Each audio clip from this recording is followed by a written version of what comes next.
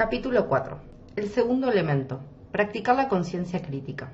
Hace un par de años di una conferencia a mediodía frente a un numeroso grupo de alumnos de medicina, residentes y miembros de dicha facultad. Durante este tipo de conferencias diarias, las empresas farmacéuticas y otros patrocinadores suelen invitar a los asistentes a almorzar. Yo ya llevaba unos 20 minutos exponiendo el tema de la vergüenza y la salud, así que comencé a explicar el concepto de la conciencia crítica. Pero enseguida noté una creciente oleada de rostros perdidos. Miré a los asistentes, que casi en su totalidad estaban muy entretenidos comiendo, y abruptamente pregunté: ¿qué tal esta pizza? Entonces todo el mundo dejó de masticar, se inclinó hacia adelante en sus sillas y me invitó con ojos inexpresivos. Señalé una mesa larga cubierta de cajas de pizza vacías y les dije: sé que en esa mesa había pizzas y que la mayoría de vosotros cogisteis un par de porciones de camino a vuestros asientos. Eso es la conciencia. Parecieron muy poco impresionados. Entonces continué: también soy consciente de que tenéis muy poco tiempo para comer y que el representante de ventas de la empresa farmacéutica está ofreciendo el almuerzo como incentivo para que asistáis a esta presentación. Si no hubiera pizza, probablemente no estaríais aquí. Si no estuvieseis aquí, no me oiríais hablar, pero lo más importante es que no cogeríais el bolígrafo y el blog que enseña el último logotipo de la empresa farmacéutica, y los pacientes no os verían portando ese boli, y así sucesivamente. Eso es la conciencia crítica. Entonces se dieron la vuelta, se miraron unos a otros y volvieron a mirarme. Luego, al unísono, miraron sus platos. La conciencia es saber que algo existe, y la conciencia crítica es saber por qué existe, cómo funciona, qué impacto ejerce sobre la sociedad y quién se beneficia. Creo que entonces empezaron a entenderlo. El concepto de la conciencia crítica es conocido también como perspectiva crítica y alude a la idea de que podemos incrementar nuestro poder personal comprendiendo el nexo que vincula nuestras experiencias personales con los sistemas sociales más amplios. Cuando analizamos las categorías de la vergüenza, el aspecto físico y la imagen corporal, la maternidad, la familia, la crianza de los hijos, el dinero y el trabajo, la salud mental y física, el sexo, el envejecimiento, la religión, los estereotipos y las etiquetas, la expresión de las propias opiniones y la capacidad de superar acontecimientos traumáticos, nos damos cuenta de que a casi ninguna de nosotras se nos ha enseñado jamás a ver la conexión entre nuestras vidas privadas y las influencias sociales, políticas y económicas. La vergüenza actúa como el zoom de una cámara. Cuando estamos sintiendo vergüenza, la cámara amplía la imagen hasta que lo único que vemos son nuestras imperfecciones y el hecho de que estamos solas y en dificultades. Entonces pensamos: soy la única, algo va mal en mí, estoy sola. Pero en cuanto quitamos el zoom, comenzamos a ver una imagen completamente diferente y reconocemos a muchas otras personas en las mismas dificultades. Así que en lugar de pensar soy la única, empezamos a decirnos: no puedo creerlo, ¿tú también? ¿Soy normal? Creía que solo me pasaba a mí. Una vez que tenemos una visión de conjunto, nos resulta mucho más sencillo verificar cuáles son los desencadenantes de la vergüenza en nuestro caso y cuáles las expectativas de carácter social y comunitario que alimentan dicha emoción. Creo que la mejor manera de aprender lo que significa la conciencia crítica es ampliar los conceptos a una cuestión real. Comencemos por analizar entonces el aspecto físico y la imagen corporal. Me gusta poner este tema como ejemplo porque prácticamente es un desencadenante de vergüenza universal. Para comenzar a entender lo que significa la visión de conjunto, debemos formular las siguientes preguntas generales sobre el aspecto físico. ¿Cuáles son las expectativas de carácter social y comunitario relativas al aspecto físico? ¿Por qué existen estas expectativas? ¿Cómo actúan? ¿De qué manera influyen sobre nuestra sociedad? ¿Quién se beneficia de estas expectativas? Si bien cada una de nosotras probablemente tendrá sus respuestas específicas a estas preguntas dependiendo de su edad, raza, etnia, etc., a fin de ejemplificar la cuestión, les propondré de manera amplia y generalizada. Primero, ¿cuáles son las expectativas de carácter social y comunitario relativas al aspecto físico? A nivel social, el aspecto físico lo abarca todo, desde el pelo, la piel, el maquillaje, el peso, la vestimenta, el calzado y las uñas, hasta la actitud, la seguridad personal, la edad y el nivel económico. Si incorporaras las expectativas específicas de cada comunidad, tendrías que agregar también factores como la forma y el largo del cabello, el color de la piel, el vello facial y corporal, los dientes, ir o no hecha un pincel, la vestimenta y las joyas. ¿Por qué existen estas expectativas sobre el aspecto físico? Diría que existen para que nunca dejemos de invertir nuestros recursos más valiosos, dinero, tiempo y energía, en intentar alcanzar algún ideal inalcanzable. Piensa en esto. El pueblo norteamericano invierte más dinero actualmente en productos de belleza que en educación. ¿Cómo actúan estas expectativas? Creo que las expectativas son al mismo tiempo obvias y sutiles. Son todo lo que vemos y todo lo que no vemos. Si lees revistas de moda o ves la televisión, sabes el aspecto que supuestamente deberías tener y la forma en la que supuestamente deberías vestir y actuar. Pero si miras con más atención, también verás lo que falta, imágenes de personas reales. Si combinas lo que se ve con lo que no se ve, enseguida llegarás a creer que si no tienes un determinado aspecto, te vuelves invisible, careces de importancia. ¿Y qué impacto producen estas expectativas? Pues veamos. Alrededor de 80 millones de norteamericanas son obesas. Aproximadamente 7 millones de jóvenes y mujeres sufren algún trastorno alimenticio. Hasta el 19% de las mujeres de edad universitaria son bulímicas. Los trastornos alimenticios ocupan el tercer lugar entre las enfermedades crónicas más comunes entre las mujeres. Los últimos informes demuestran que las niñas se ponen a dieta a edades cada vez más tempranas porque se creen gordas y poco atractivas. En un estudio norteamericano, el 81% de las niñas de 10 años ya han hecho dieta al menos una vez. Una investigación descubrió que el mayor grupo de estudiantes de nivel secundario que piensan en el suicidio o intentan quitarse la vida son chicas que consideran que tienen exceso de peso. Hace 25 años, las top models y las reinas de belleza pesaban solo un 8% menos que la mujer estándar. Ahora pesan un 23% menos. El ideal actual que imponen los medios para la mujer es viable para menos del 5% de la población femenina, y eso únicamente en términos de peso y dimensiones físicas. Según varias investigaciones, cuando las mujeres de más de 18 años se miran en el espejo, al menos el 80% de ellas se muestran disconformes con lo que ven. El problema incluso que muchas ni siquiera estén viendo una imagen real. Seguramente habrás oído que las personas con anorexia se ven más gordas de lo que en realidad son, pero una investigación reciente indica que este tipo de imagen corporal distorsionada en ningún caso se limita a las personas que sufren trastornos alimenticios. De hecho, en algunos estudios, hasta el 80% de las mujeres se exacerban en cuanto a las dimensiones de su cuerpo. Cada vez son más las mujeres que, a pesar de no sufrir ningún problema de peso ni trastorno psicológico clínico, se miran en el espejo y se ven feas y gordas. Según la Sociedad Norteamericana de Cirugía Plástica Estética, desde 1997 el número total de procedimientos estéticos se ha incrementado en un 465%. Las mujeres se sometieron a casi 10,7 millones de tratamientos de belleza, el 90% del total. El número de tratamientos estéticos en mujeres ha subido un 49% desde el 2003. Los 5 procedimientos quirúrgicos más solicitados por las mujeres fueron liposucción, aumento de pecho, cirugía de párpados, abdominoplastia y estiramiento facial. Las norteamericanas invirtieron casi 12,5 mil millones de dólares en cirugía estética en 2004. ¿Quién se beneficia de las expectativas sobre el aspecto físico? La industria capilar, con 38 mil millones, la industria dietética, con 33 mil millones, la industria del cuidado de la piel, con 24 mil millones, la industria del maquillaje, con 18 mil millones, la industria del perfume, con 15 mil millones, la industria de la cirugía estética, con 13 mil millones.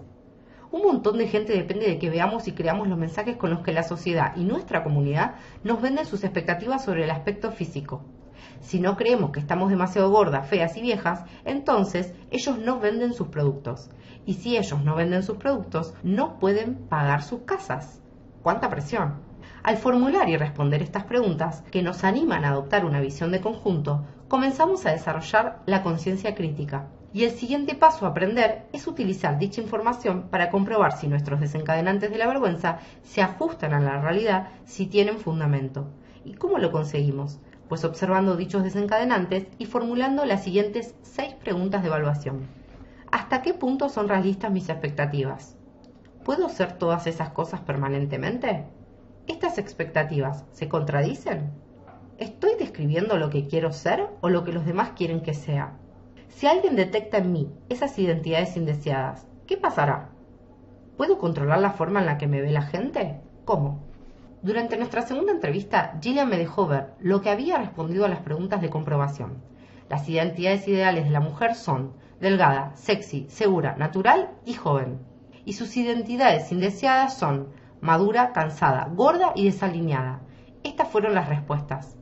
¿Hasta qué punto son realistas mis expectativas? No son realistas en absoluto. Yo soy una mujer madura y estoy muy cansada, y aunque no siempre tengo aspecto de cansada, no puedo cambiar mi edad. La verdad es que tampoco voy a lucir delgada y sexy permanentemente.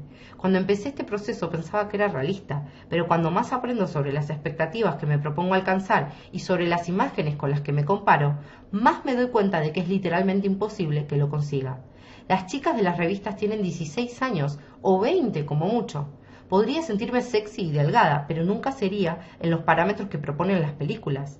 Lo cierto es que parecer de 40 no está bien visto. No hay problema en tener 40, siempre y cuando parezcas de 28 o 30.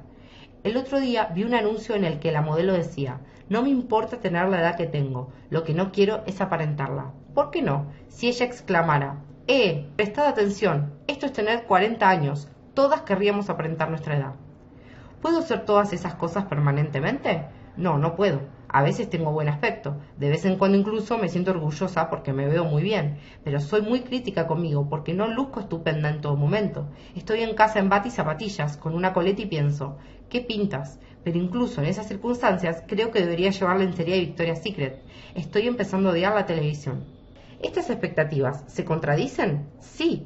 Esta fue la pregunta que más me abrió los ojos. No puedo parecer segura de mí misma si me da pánico que la gente piense que estoy gorda y voy desalineada. Y no parezco tan natural cuando la faja no me deja respirar. También pienso en el bronceado artificial. Aquí hace mucho frío durante 6 meses al año y cuando llega la primavera todo el mundo quiere estar bronceado.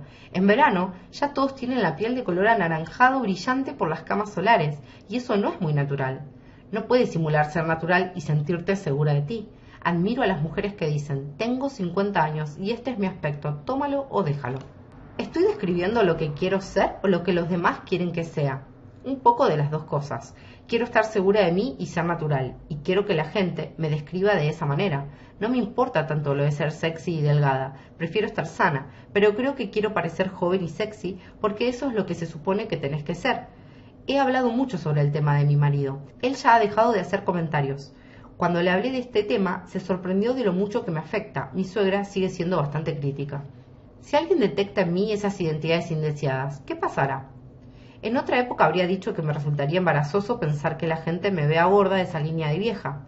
Ahora sé que eso es la vergüenza. Creo que no sucedería nada. Simplemente me sentiría ridiculizada o pensaría que se estarían burlando de mí. Pero la verdad, no creo que nadie diga eso de mí, excepto yo misma. ¿Puedo controlar la forma en la que me ve la gente? ¿Cómo? Antes de aprender lo que es la vergüenza, pensaba que podía controlar la manera en la que me veían los demás. Ahora sé que nadie puede, así que mi respuesta es que hago un poquito de trampa. De verdad, yo estaba convencida de que era posible controlar la percepción de la gente si estaba pendiente de todo. Ahora sé que es imposible, ya no me esfuerzo tanto como antes, pero de vez en cuando recaigo en esta forma de pensar. Intentaba controlar el tema no metiéndome en situaciones en las que pudieran juzgarme. Por ejemplo, no me bañaba en la piscina para poder dejarme los pantalones puestos. Pero claro, también te juzgan por eso. Hagas lo que hagas, no puedes controlar la opinión de los demás que tienen de ti. Cuando lees las respuestas de Gillian, te das cuenta de que no resulta nada fácil comprobar si nuestros desencadenantes de la vergüenza se ajustan a la realidad. Y la empresa se vuelve prácticamente imposible si no conseguimos desarrollar una visión de conjunto. Gillian, desde luego, ha alejado el zoom en lo concerniente a los problemas en su aspecto físico y los medios, y ahora simplemente no se considera una mujer defectuosa ni incapaz de cumplir ciertas expectativas razonables, pero sabe lo que se cuece. Aquí estamos hablando de todo el colectivo femenino frente a una inmensa industria de la belleza que resulta eficiente a la hora de hacernos sentir mal. Lo bueno de Gillian es que parece tener una idea clara de cómo funcionan sus desencadenantes y de qué manera le afectan.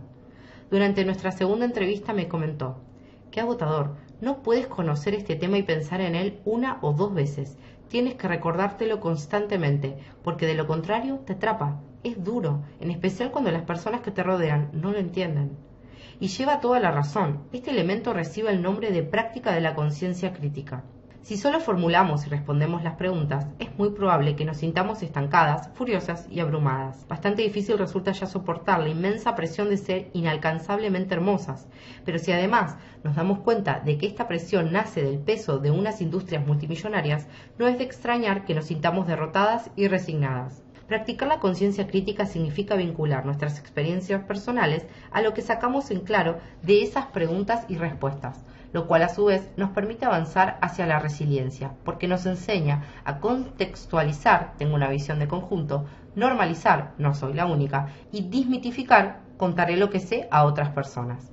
Ahora bien, si no conseguimos establecer dichas conexiones, nuestra vergüenza crecerá, porque empezamos a individualizar, soy la única, patologizar, algo va mal en mí, y reforzar, debería estar avergonzada. Los ejemplos siempre me parecen útiles, en especial si estoy intentando entender nuevos conceptos. Así que en este capítulo he incluido también lo que respondieron Susan, Kayla, Teresa y Sondra a las preguntas sobre la visión de conjunto y la evaluación de los desencadenantes.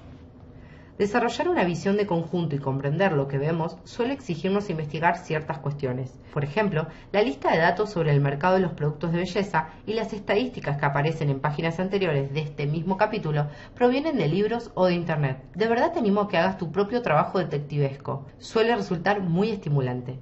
Por supuesto, tienes que asegurarte de estar obteniendo información de fuentes fidedignas, en especial si buscas en internet.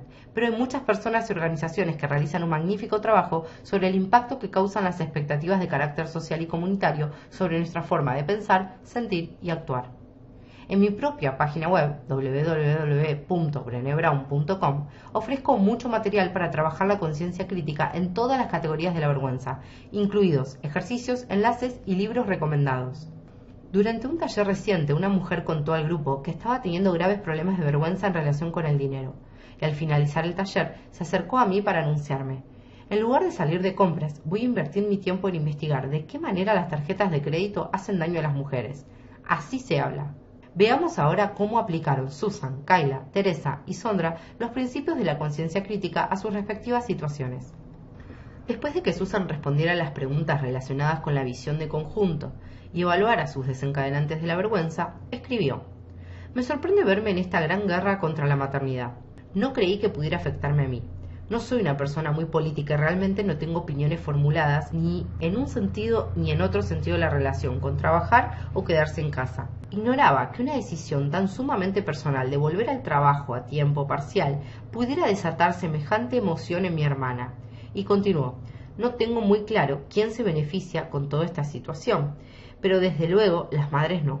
Yo no tenía idea, hasta que lo escribí, de lo mucho que me preocupa la opinión de los demás. Sé que soy una buena madre, comprometida.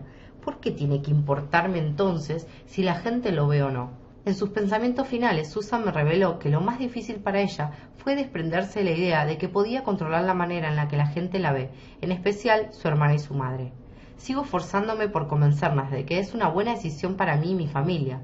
Quiero hacerles cambiar la forma de ver la situación, y tal vez lo consiga o tal vez no. No tengo ningún control sobre eso y me resulta difícil aceptarlo.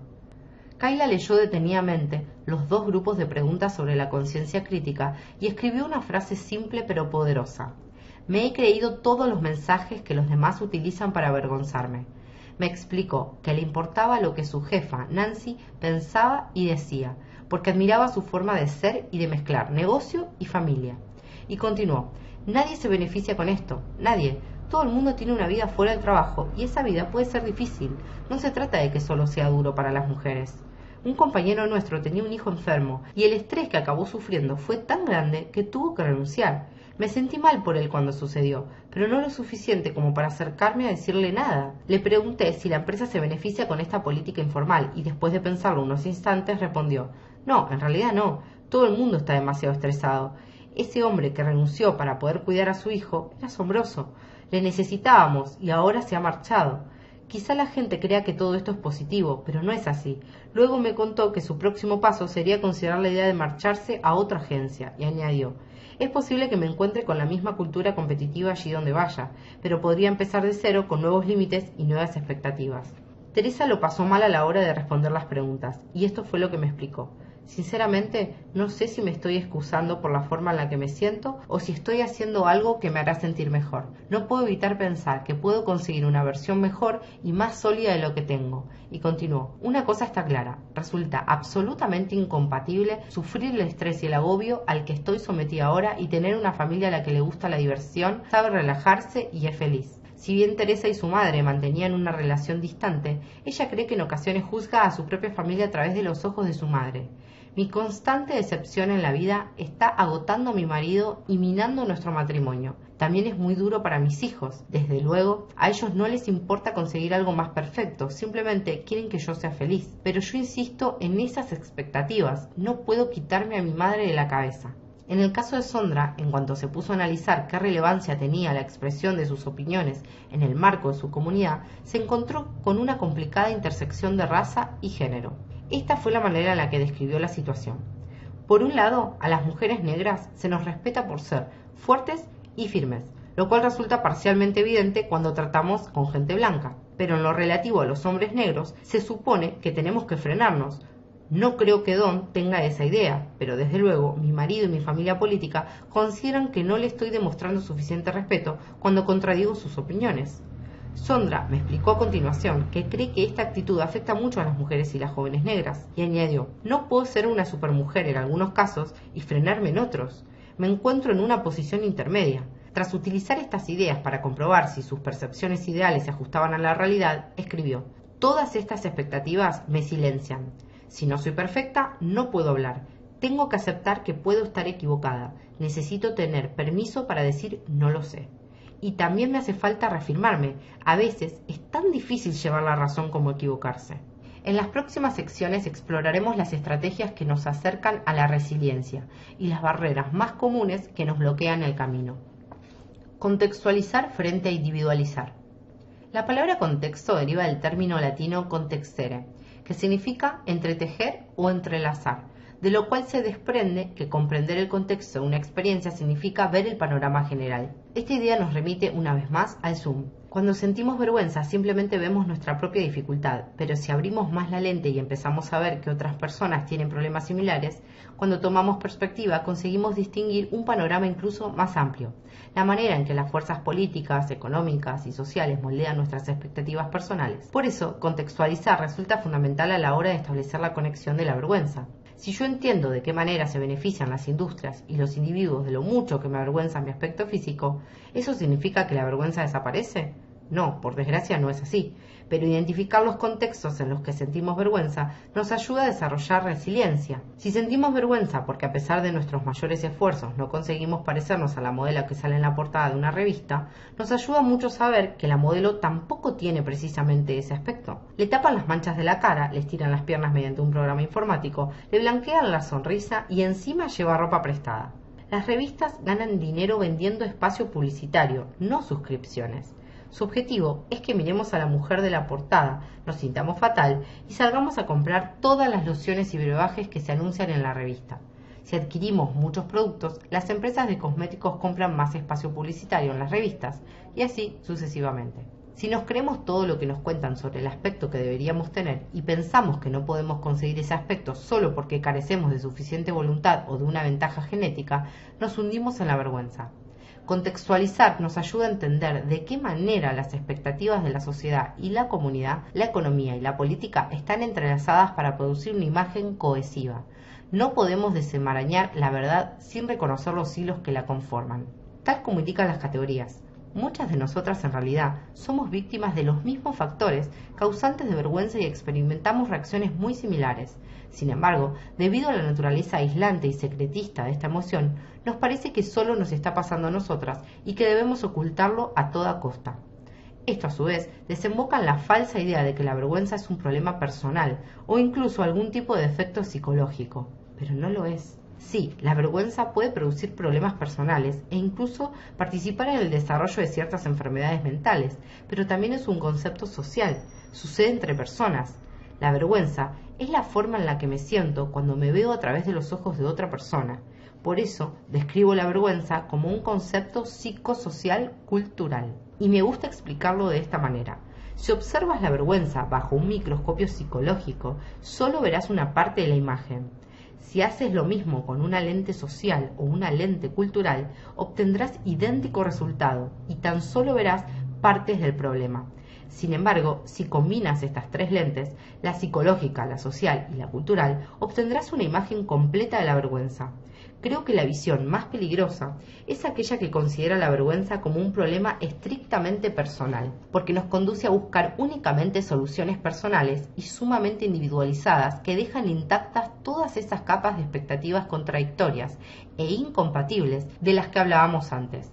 Si una o dos, o incluso 100 mujeres dijeran que sienten vergüenza de sus cuerpos, probablemente esa afirmación no apuntaría a una conexión social mayor, pero no estoy hablando de unas pocas mujeres, sino de más del 90% de todas las que entrevisté. Si Sondra hubiese sido la única en hablar de su miedo a experimentar vergüenza cuando planteaba su punto de vista o se explayaba sobre cuestiones públicas o privadas, entonces la expresión de las propias opiniones no sería una categoría de la vergüenza. Si se ha erigido como tal, es porque a partir de las entrevistas surgió un patrón muy claro que indica que un significativo número de mujeres permanece en silencio en lugar de afrontar su miedo a ser subestimadas y ridiculizadas o de parecer estúpidas. El mito de evadir y culpar. Muchas personas confunden contextualizar con eludir nuestras responsabilidades personales y culpar al sistema. Por ejemplo, no es culpa mía que no pueda encontrar trabajo, el problema es que soy mujer. No es culpa mía que no pueda perder peso, sino que la industria alimentaria. No es culpa mía tener tantas deudas, sino estas malditas empresas que ofrecen tarjetas de crédito. En mi opinión, contextualizar es lo contrario de culpar y eludir. Cuando las mujeres que entrevisté destacaron la importancia de adquirir una visión de conjunto, en ningún momento hablaron de exponer excusas, sino de encontrar el poder necesario para introducir cambios, comprendiendo la situación en su conjunto y teniendo la certeza de que ellas no eran las únicas mujeres con problemas. Durante mi último año de instituto, mi madre me obligó a unirme a un grupo de chicas con TRICO. TRICO es una abreviatura de tricotilomanía, un trastorno de control impulsivo que inicia al afectado a arrancarse el pelo, de la piel, la cabeza, las cejas, las pestañas. Al parecer, ocurre con más frecuencia en la preadolescencia y en los primeros años de la adolescencia. Al principio me molestó mucho, ni siquiera creía que otras lo tuvieran, pero en ese grupo descubrí que afecta a varios millones de personas. No lo hizo desaparecer, claro, pero al menos me ha permitido conocer a otra gente. Ya no soy una rareza. Incluso había una chica 3 años menor que yo y pude ayudarla contándole cómo les había hablado de este tema a mis amigos. Soy una de esas personas que tienen mucho miedo a las violaciones. Soy muy consciente de cosas como la agresión sexual y de que no significa no. Lo apoyo y creo en ello, pero siento mucha vergüenza porque cuando pienso en el sexo ardiente o cuando imagino algo para que me excite o me incite al sexo, ese es el tipo de fantasías y de escenarios que evoco mentalmente. Pienso en esas escenas de películas en las que la chica dice no, no, no y luego acaba teniendo unas relaciones sexuales fabulosas. ¿De qué va esto? ¿Cómo es posible que sea nuestro mayor miedo a la vida real, pero también una gran fantasía? Pregunté a mi hermana mayor sobre el tema y ella respondió que es porque en las películas nunca ves relaciones sexuales suaves, cariñosas y cargadas de vulnerabilidad, que si fuera así nadie compraría entradas, y agregó que la gente quiere ver escenas de sexo prohibido o espantoso y que después de un rato empiezas a creer que tienes buenas relaciones sexuales es precisamente eso. Le pregunté si era normal y me respondió que muchos así lo creen, porque nadie habla del tema, ya que da vergüenza. Y agregó que lo peligroso de todo esto es que los hombres también creen que a las mujeres les gusta que las obliguen a mantener relaciones sexuales. Creo que creces sintiendo vergüenza de aquellas cosas sobre las que tus padres no te dejaban hablar cuando eras pequeña. Así que cualquier cosa que un padre te prohíba es exactamente la mierda que te volverá a tocar cuando crezcas. Si quieres que tus hijos sean normales, permíteles hablar de todo, porque así no sentirán vergüenza y todo irá bien. Si creciste con muchas cosas prohibidas, tienes que hablar con la gente y entender la cuestión a fondo. Cuanto más sabes, más te das cuenta de que no eres la única. Cuando nos esforzamos por entender el contexto o por adquirir una visión de conjunto, no desatendemos nuestras responsabilidades, sino que las incrementamos. Cuando identificamos un problema personal que tiene sus raíces en cuestiones de mayor trascendencia, deberíamos responsabilizarnos de ambas cosas. Tal vez nuestra tarea no consista en mejorar las cosas solo para nosotros. Quizás tengamos la responsabilidad de mejorarlas para nuestros hijos, nuestros amigos o nuestra comunidad. Si entendemos de qué manera los grandes sistemas acrecientan nuestra vergüenza, pero solo optamos por cambiarnos a nosotras mismas, nos volvemos tan negligentes como la persona que dice no voy a cambiar porque el sistema es malo. El contexto no es el enemigo de la responsabilidad personal. El individualismo es el enemigo de la responsabilidad personal. Un buen ejemplo de la importancia del contexto y la acción colectiva es el cáncer de mama. Para muchas mujeres es imposible encontrar un tema más personal, pero por muy personal que sea, de todas formas necesitamos contrastarlo con una visión de conjunto. En la última década se han hecho avances realmente importantes en la investigación sobre esta dolencia, y esos avances no podrían haber tenido lugar sin personas que reconocieran el contexto político, social y económico de la investigación sanitaria. Estos defensores han empujado al cáncer de mama al primer lugar de la agenda sanitaria norteamericana, han ganado millones de dólares y han incrementado drásticamente los fondos federales para la investigación de este tipo de cáncer. Podríamos ser capaces de tomar decisiones individuales que disminuyeran nuestros riesgos de padecer esta enfermedad, pero sin la acción colectiva no sabríamos cómo gestionar esos riesgos y, desde luego, no conseguiríamos el nivel de tratamiento del que disponemos en la actualidad. Cuando hablamos de poner los problemas en su contexto para incrementar nuestra conciencia crítica y nuestra resiliencia a la vergüenza, debemos darnos cuenta de que quedar atrapadas en el sistema de culpabilidad resulta tan destructivo como culparnos a nosotras mismas. Cuando la forma más eficaz de cambiar una situación es adquirir una visión de conjunto, pero lo que hacemos nosotras es individualizar el problema. Hay muy pocas posibilidades de que lo cambiemos. Normalizar frente a patologizar. A la hora de elevar el nivel de conciencia crítica e incrementar nuestra resiliencia a la vergüenza, las palabras más poderosas que podemos oír son "no estás sola". Cuando los participantes en la investigación hablaron sobre conciencia crítica, utilizaron exactamente las palabras "tienes que descubrir que no estás sola", o "tienes que saber que no estás sola", o "necesitas descubrir que no eres la única", al menos en el 80% de las entrevistas. La vergüenza funciona solo si pensamos que somos las únicas que lo sentimos. Si creemos que hay alguien más, un grupo de mujeres, una ciudad llena de mujeres, un país lleno de mujeres, un mundo lleno de mujeres que tienen dificultades con el mismo tema, el concepto de la vergüenza entra en bancarrota. Sin embargo, a menos que entendamos nuestros desencadenantes de la vergüenza y practiquemos la conciencia crítica, lo más probable es que ni siquiera lleguemos a abrirnos lo suficiente ni con la frecuencia necesaria para que alguien tenga la oportunidad de decirnos que no estás sola. En el lado opuesto de la normalización se encuentra la patologización. Patologizar significa clasificar algo como normal o desviado. Sin conciencia crítica, podríamos creer que las expectativas de carácter social y comunitario son viables. Desde el punto de vista individual, nos resulta sencillo creer que somos la única persona que no cumple las expectativas y que, por consiguiente, hay algo normal o desviado en nosotras. Si pretendemos desarrollar y practicar la conciencia crítica, tenemos que ser capaces de normalizar las experiencias hasta entender que no estamos solas. La cuestión del divorcio. Muchas de las mujeres con las que hablé se explayaban sobre la vergüenza del divorcio, bien describiendo sus propias separaciones o hablando de las de sus padres.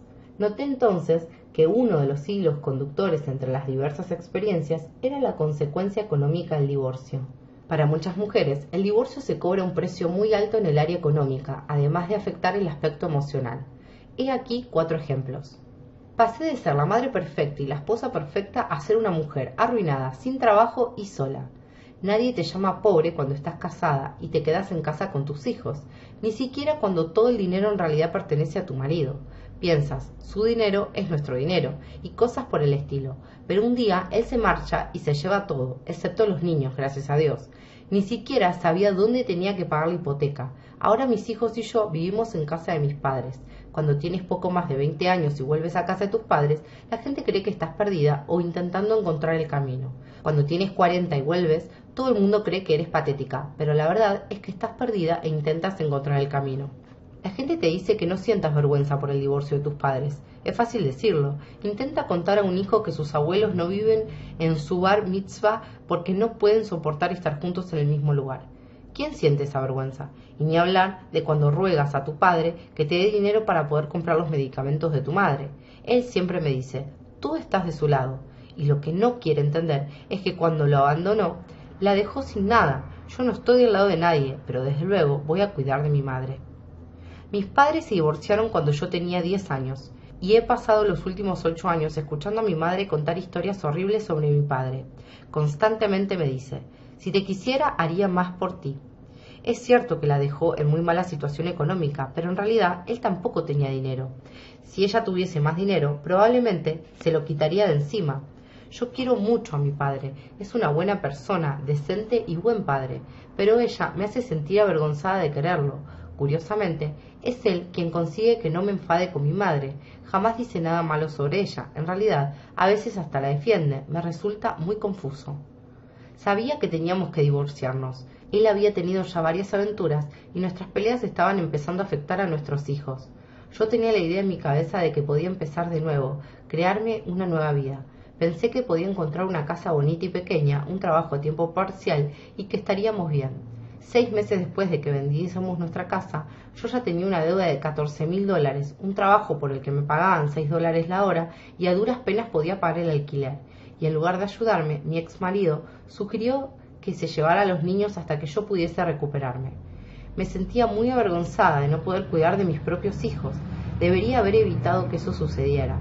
Conseguí un segundo empleo, pero eso no me deja tiempo libre para estar en casa con ellos. Todavía viven con su padre. Como la mayoría de las mujeres, cuando leo estas historias siento una combinación de tristeza y miedo, más la necesidad de protegerme de la idea de que también podría sucederme a mí. Sin embargo, cuando adoptamos esa postura, no hacemos otra cosa que individualizar la situación de estas personas que sufren y reforzar el estereotipo de la mujer que atraviesa graves problemas económicos después de divorciarse. Ella se lo buscó, ese es un problema personal, no comunitario.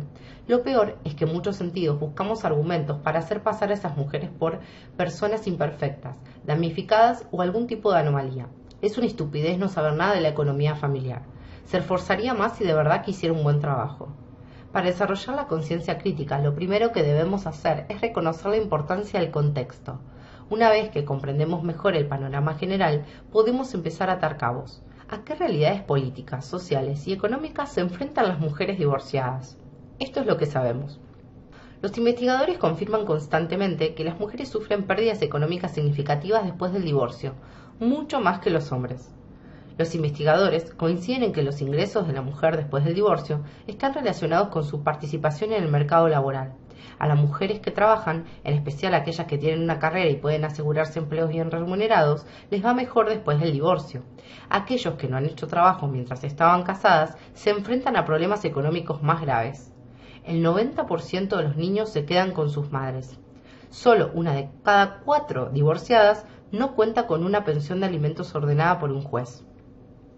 Entre las madres divorciadas a las que les corresponde una pensión de alimentos, el 50% recibe el importe completo, el 25% recibe solo una parte y el otro 25% no recibe nada. Es mucho más probable que los padres divorciados, tanto hombres como mujeres, pasen la pensión de alimentos correspondientes si mantienen una relación constante con sus hijos. Las investigaciones también demuestran que la capacidad de las mujeres para recuperarse económicamente después del divorcio ha aumentado durante los últimos años. Cuando hablamos con mujeres de la generación de mi madre, resulta fácil entender por qué muchas de ellas sufrieron enormes pérdidas personales y económicas al divorciarse. En primer lugar, no se incorporaban al mercado laboral en la misma medida en que las mujeres actuales, y las que sí trabajaban solían hacerlo en empleos tradicionales de asistencia o servicio. Aunque tuvieran un estatus laboral elevado, se les pagaba mucho menos que a los hombres y además, por aquel entonces, no había leyes que contemplasen las pensiones de alimentos. Si procuramos entender estas cuestiones en sus contextos sociales, políticos y económicos, conseguiremos dejar de individualizar los problemas, es decir, de convertirlos en un defecto de carácter de una persona determinada, y también es menos probable que patologicemos a las mujeres y más factible que comprendamos cómo son las cosas en verdad y por qué. Cuando acabamos con los mitos del divorcio y analizamos las realidades y los contextos, desarrollamos una capacidad de comprensión que nos permite tomar mucha más conciencia crítica y nos hace mucho menos proclives a culpar a las mujeres, nosotras incluidas. La conciencia crítica también exige que cuestionemos esta idea de culpar a la víctima. En particular, algunos psicólogos populares predican que la realidad no existe, solo es nuestra percepción. Pero esta idea no solo es imprecisa, sino peligrosa. El racismo es real, la violencia doméstica es real, la homofobia es real, la economía del divorcio es real. Cuando le dices a alguien que su situación es solo una percepción y que puede cambiarla, le estás haciendo sentir vergüenza, le estás menospreciando y en el caso de la violencia doméstica la estás exponiendo a un peligro físico extremo. En lugar de menospreciar la experiencia de una persona considerándola una percepción, deberíamos preguntarle: cómo puedo ayudarte, o hay alguna manera en la que pueda ofrecerte mi apoyo. Sería importante aclarar que todos vemos las cosas de un modo diferente, pero que el mundo no intercambia realidad y percepción. Intenta pagar la hipoteca con un papel que tú percibas como dinero, o prueba a salir de una tienda con un bolso a la mano y decirle a la policía: es que va a juego con mis zapatos, así lo percibo yo. Desmitificar frente a reforzar. El último beneficio de practicar la conciencia crítica es la desmitificación. Si queremos desmitificar algo, simplemente lo rompemos para quitarle todo el misterio. Cuando vemos algo inusual o interesante y aunque nos muramos de ganas de recibir más información al respecto, nos sentimos demasiado poca cosa como para preguntar qué es, cuánto cuesta o cómo funciona. Si empezamos a desmitificar formulando preguntas de conciencia crítica, descubriremos que las respuestas se mantienen en secreto por una razón muy concreta. Cuando los individuos, grupos o instituciones desean excluir a otras personas o elevar su estatus, tienden a ocultarse a sí mismos, sus productos o sus ideas bajo un manto de misterio. Un ejemplo en mi propia vida es el misterioso poder de conseguir un doctorado. Cada semestre, sin excepción, tengo alumnas que vienen a mi puerta y con la cabeza agacha me cuentan: creo que me gustaría hacer el doctorado, pero no sé si de verdad estoy en condiciones y por eso me gustaría, si no estás demasiado ocupada, claro, que me contaras tus experiencias y me explicaras cómo funciona. A mí me encanta que me hagan ese tipo de planteamientos, porque en mi opinión parte del desarrollo de la conciencia crítica no solo tiene que ver con intentar desmitificar cuestiones para mi propio beneficio, sino también para ayudar a otras personas. Creo firmemente que si tenemos poderes misteriosos, es decir, si sabemos cómo funciona algo sagrado, estamos obligados a compartir lo que sabemos. El conocimiento es poder y el poder nunca disminuye si lo compartimos, todo lo contrario. Mi titulación no pierde valor si ayudo a otras personas a prepararse para el posgrado. Me encanta ir quitando capas de misterio al proceso. Lo contrario a desmistificar es reforzar. Reforzar significa proteger el misterio de algo para que podamos sentirnos más importantes y seguros. Creo que somos más susceptibles de reforzar cuando sentimos vergüenza sobre un tema en particular, pero cuando reforzamos, fijamos redes que no solo enredan a otras mujeres, sino que al final también nos atrapan a nosotras. Estas son dos respuestas modelo a las preguntas que las alumnas me plantean sobre la idea de hacer un posgrado. Fantástico. Me alegra que te hayas acercado a mí por este tema.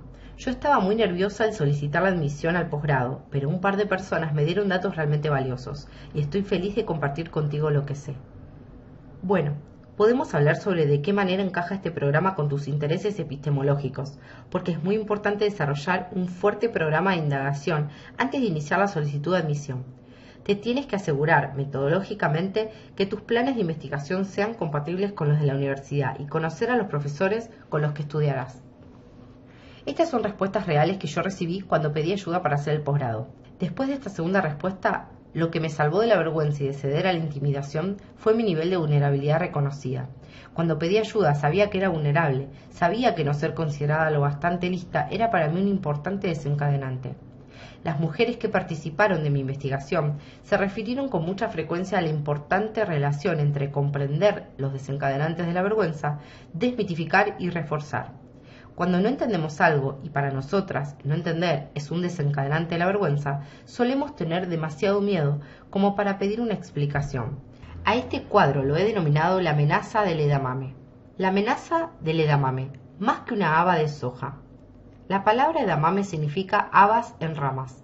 El edamame son vainas de soja con las que se preparan muchos tipos de platos y generalmente se consumen como aperitivo.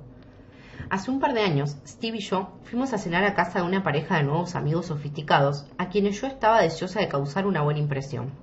En cuanto llegamos, nos ofrecieron un aperitivo, un enorme cuenco plateado lleno de habas. Cuando las vi pensé que se trataba de judías, que había que descascarillar para la cena, así que cuando nos las sirvieron como aperitivo, estoy segura de que puse cara de sorpresa. ¿Y esto qué es?, pregunté. Nunca olvidaré la cara que les quedó. Estaban absolutamente pasmados. ¿A qué te refieres con qué es? De inmediato sentí una oleada de vergüenza, así que, en tono de disculpa, indagué. ¿Son habas? La anfitriona respondió. Por supuesto, es adamante. No me digas que nunca las has probado. ¿No tomas sushi? Entonces, como si la situación fuese al mismo tiempo increíble y fascinante, se dirigió a los demás invitados y anunció. ¿Nunca han probado el edamante? ¿Os lo podéis creer? En ese momento yo ya estaba desesperada por levantarme y volver a casa. Me sentía absolutamente avergonzada. Un par de semanas más tarde me encontraba en mi despacho trabajando y comiendo algunas habas. Al final acabé fascinada con el edamante, cuando una alumna llamó a la puerta y me preguntó si podía entrar para hablar conmigo sobre un examen. No estoy segura de por qué razón esta alumna me provocó, pero lo hizo. Probablemente fuera porque me recordó a mí misma cuando tenía poco menos de 30 años, inteligente pero en ocasiones dolorosamente insegura y haciendo más esfuerzos de los necesarios. La chica miró mi bolsa de habas y preguntó: ¿qué son? En esa milésima de segundo volví a sentir la vergüenza de aquella cena. En lo que debió de haber sido un intento por trasladar la vergüenza volcando parte de mi malestar en ella, respondí: edamante, por supuesto, ¿nunca las has probado? Se la veía bochornada. No, creo que no. ¿Están buenas? Y entonces, al estilo de John Crawford, respondí: no puedo creer que no lo hayas probado. Son un alimento magnífico, fabuloso. Cuando la chica se marchó de mi despacho, yo estaba paralizada, no podía creerlo. ¿Por qué había hecho eso? ¿Por qué le daba tanta importancia a conocer o no conocer el edamante? Yo no soy una snob de la comida, ni tengo ningún interés en las vainas de soja. Pensé en todo ello durante varios días hasta que por fin me di cuenta. Yo no sentía vergüenza por no haber probado nunca el edamante. Si me desencanté por reforzar frente a mi alumna, no fue porque para mí fuera importante sentirme más lista que ella.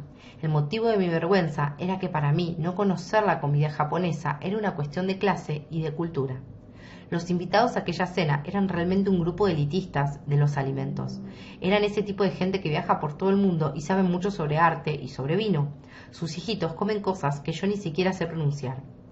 Cuanto más pensaba en eso, más cuenta me daba de que la clase para mí era un importante desencadenante de la vergüenza. A veces a la gente le cuesta entenderlo porque soy profesora universitaria y mi marido es pediatra. Nuestros colegas de trabajo frecuentemente dan por hecho que compartimos su mismo nivel cultural, pero no siempre es así. Cuando yo tenía poco más de 20 años, no comía sushi ni estudiaba en Harvard para cumplir con la tradición familiar de convertirme en académica. Trabajaba para la compañía telefónica y era un miembro del mismo sindicato al que pertenecieron mis padres cuando también tenían esa edad. Ellos trabajaron mucho para que pudiéramos conocer diferentes culturas, música, libros y alimentos, pero desde luego nunca al mismo nivel que aquellos amigos sofisticados. Unos meses después del incidente, Dawn vino a Houston a visitarme. Cuando tengo que desmitificar alguna cuestión relacionada con las clases sociales, siempre acudo a ella. Con Dawn puedo hablar de cualquier tema o contarle cualquier cosa sin sentirme incómoda. Venimos del mismo lugar y hemos acabado en el mismo lugar. Así que, mientras preparaba el almuerzo para las 2, le dije: oye, voy a preparar un poco de edamante. ¿Lo has probado alguna vez? Entonces me miró y dijo: no, pero he oído hablar de él. ¿Qué es? Sonreí. Creo que en japonés edamante quiere decir vainas de soja. Las hierves, les echas un poquito de sal, les quitas semillas y te las comes. Están buenísimas. Yo las probé por primera vez hace unos meses. Desmitificar es una lección. Si sabemos algo y tenemos la oportunidad de desmitificarlo o de reforzarlo, avanzamos hacia la resiliencia a la vergüenza. Pero si elegimos reforzar, deberíamos preguntarnos por qué nos sentimos mejor manteniendo en secreto aquello que sabemos. He contado esta historia en mis charlas y seminarios muchas veces, y no te imaginas la cantidad de correos electrónicos y cartas que he recibido al respecto. Algunos de los mensajes se refieren al concepto general de la desmitificación, pero por extraño que parezca, muchas de las cartas hablan específicamente sobre el edamante. Una mujer joven me escribió lo siguiente en un correo electrónico: yo nunca había probado el edamante, y si bien lo había visto en algunos menús, nunca me había atrevido a pedirlo porque no sabía cómo pronunciar la palabra. Después de leer tu historia me reí. Le pedí a una buena amiga que no me juzgara, que pidiera un poco de ese plato mientras comíamos sushi y le rogué que me enseñara a comerlo. Ahora me encanta el edamante y pienso en ti cada vez que lo como. Como provengo de un entorno inmigrante mexicano muy pobre, realmente me sentí identificada con tu historia. Desmitificar las titulaciones. Durante las entrevistas, muchas mujeres asociaron vergüenza a ciertos educadores y terapeutas. Como educadora, no me sorprendió en absoluto que alguien identificara la vergüenza como una dificultad académica. De hecho, creo que la vergüenza es una de las mayores barreras frente al aprendizaje. Me temo que en la actualidad la presión social y comunitaria por parecer cultivado se ha hecho más importante que el hecho mismo de aprender. Por eso, cuando dedicamos tiempo y energía a construir y proteger nuestra imagen de conocedores, es muy improbable que nos arriesguemos a admitir que no entendemos algo o que hagamos preguntas, dos acciones fundamentales para adquirir un conocimiento real. De todas maneras, me sorprendió enteramente que el mero concepto de las titulaciones avergonzaba a muchas mujeres. En efecto, mencionaron que les daba vergüenza volver a estudiar, ir al psicoterapeuta, ir al médico, hacer una visita al dentista e incluso hablar con clérigos. En esta sección quiero exponer mis observaciones sobre las titulaciones y la frecuencia con la que nos desconectamos de nuestro poder en cuanto detectamos unas iniciales delante del nombre de alguna persona. Las personas que tienen alguna titulación ostentan 3 claras ventajas sobre las personas con las que trabajan. 1. Tienen permiso para no saber. 2. Tienen permiso para no contar nada. Y 3. Nadie cuestiona su objetividad. Cuando alguien nos hace una pregunta o nos solicita información, lo primero que solemos sentir, al menos casi todos, es una gran presión por encontrar una respuesta, preferiblemente correcta. Si no conseguimos responder o suministramos la información equivocada, lo más habitual es que nos sintamos juzgados. Sin embargo, si contamos con alguna titulación automáticamente, tenemos derecho a no saber o a no responder. Como si de un juego de mesa se tratara, las titulaciones pueden convertirse en excelentes tarjetas para salir de la cárcel.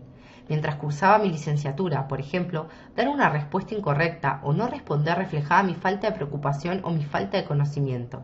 Esta situación me resultaba casi siempre embarazosa y de vez en cuando incluso me provocaba vergüenza. Pero durante el máster ya había desarrollado la capacidad de responder con un simple realmente no lo sé. No era la mejor respuesta, pero en la mayoría de los casos se me reconocía el haber respondido con sinceridad. Ya en el ámbito doctoral, si alguien me formulaba una pregunta que yo no podía responder, esa persona suponía que había formulado una mala pregunta o que yo era demasiado inteligente o estaba demasiado ocupada como para preocuparme por semejantes tonterías. Una de las ventajas de tener alguna titulación es que te concede permiso de no saber nada, y este privilegio rara vez está al alcance de quienes no están protegidos por placas, títulos, certificados o iniciales que encabecen sus nombres. La segunda ventaja es lo que yo defino como política del no preguntes y no cuentes. En todos los campos que conceden titulaciones te enseñan formalmente a ser esquivo, o como mínimo, te preparan informalmente para ello.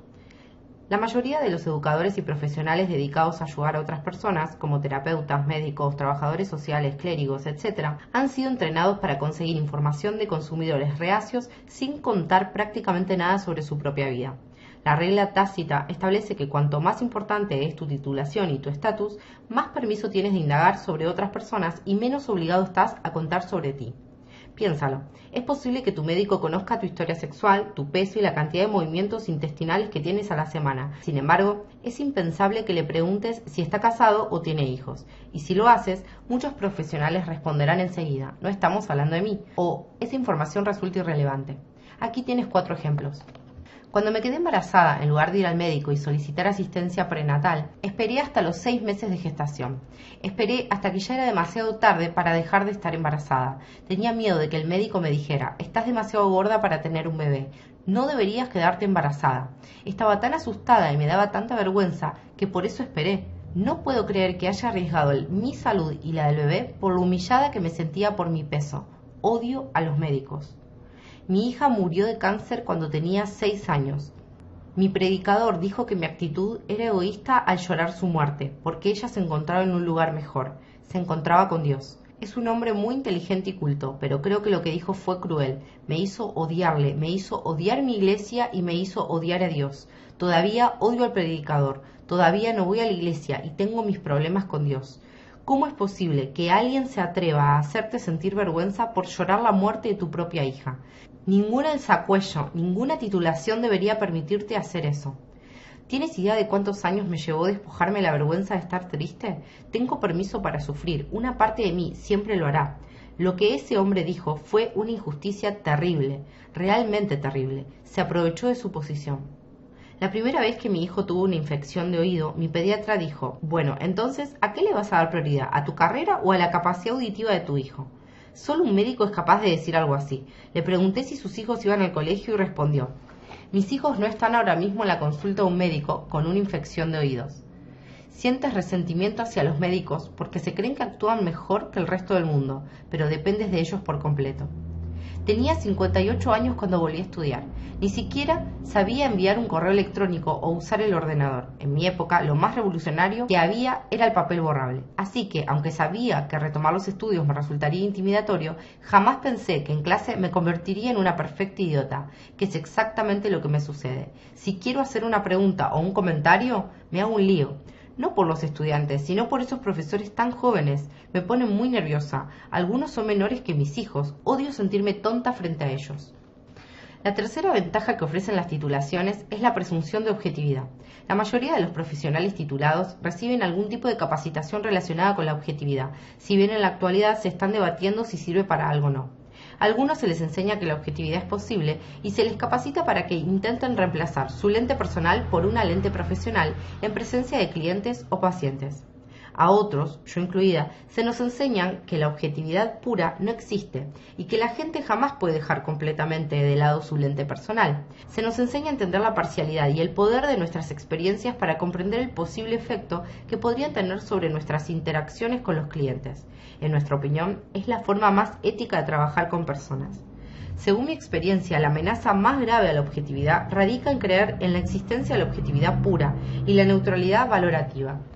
A mí me inspiran mucha más confianza quienes cuestionan la objetividad y quienes creen que la gente, los valores y las experiencias influyen en nuestra investigación y nuestra práctica.